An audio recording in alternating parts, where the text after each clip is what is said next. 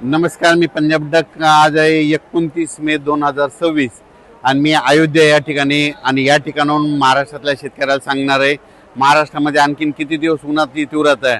तर महाराष्ट्रातल्या सर्व शेतकऱ्याला सांगू इच्छितो की आणखीन 2 दिवस म्हणजे 29 आणि 30 तारखेपर्यंत चांगलं 42 अंशापर्यंत उन्हा राहणार आहे म्हणून अंदाज लक्षात. पण त्यानंतर महाराष्ट्रातल्या शेतकऱ्याला सांगू इच्छितो की महाराष्ट्रामध्ये मात्र 31 मे पासून ते 5 जूनच्या दरम्यान दररोज वेगवेगळ्या भागात पूर्व विदर्भ, पश्चिम विदर्भ, दक्षिण महाराष्ट्र, उत्तर महाराष्ट्र, कोकणपट्टी, खानदेश सगळीकडे विखुरलेल्या स्वरूपाचा पाऊस सुरू होणार आहे म्हणून अंदाज लक्षात यायचा. काही काही ठिकाणी जोराचा पाऊस पडणार आहे, त्या पावसामध्ये गारपिटीचं देखील प्रमाण असणार आहे म्हणून हे देखील अंदाज लक्षात येतात. आणि महाराष्ट्रातल्या सर्व शेतकऱ्याला सांगू इच्छितो की एक सर्वप्रथम आनंदाची बातमी, महाराष्ट्रामध्ये 7 जून पासून ते 12-13 जून पर्यंत महाराष्ट्रामध्ये चांगला मान्सूनचा पाऊस येणार आहे म्हणून हा अंदाज लक्षात यायचा. पण पहिली वेळ अशी आहे की या मान्सूनच्या पावसामध्ये वाऱ्याचं प्रमाण जास्त आहे. या मान्सूनच्या पावसामध्ये गारपीट होत नसते, पण या मान्सूनच्या पावसामध्ये मोसमी पावसामध्ये गारपीट देखील होणार आहे म्हणून हे देखील अंदाज महाराष्ट्रातल्या शेतकऱ्यांनी लक्षात यायचा. म्हणजे सांगायचं झालं तर 7 तारखेपासून तर 13-14 जून पर्यंत महाराष्ट्रामध्ये दररोज वेगवेगळ्या भागात मान्सून सक्रिय होणार आहे आणि महाराष्ट्रातल्या सर्व शेतकऱ्याची पेरणी होणार आहे म्हणून हे अंदाज देखील लक्षात यायचा.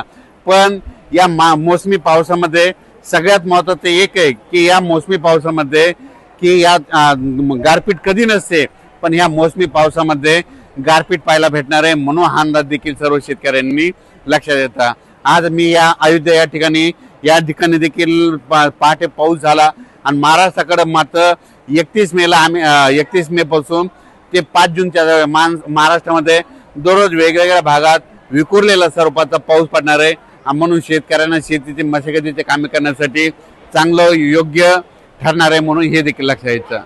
आता महाराष्ट्रामध्ये जे पाऊस येणार आहे ह्यामध्ये 31 मे ते 5 जूनच्या दरम्यान याच्यामध्ये मात्र वादळ खूप राहणार आहे, विजेचं प्रमाण जास्त राहणार आहे, काही ठिकाणी गारपीट देखील होणार आहे म्हणून हा अंदाज लक्षात यायचा. हे पाऊस सर्वदूर नाही पडणार, पण भाग बदलत विखुरलेलं सर्वत्र पडणार आहे म्हणून 6 जून पासून ते 12-13 जूनच्या दरम्यान जे मोसमी पाऊस आहे त्याच्यामध्ये त्या पावसामध्ये देखील खूप वाऱ्याचं प्रमाण असणार आहे म्हणून हे देखील लक्षात यायचं.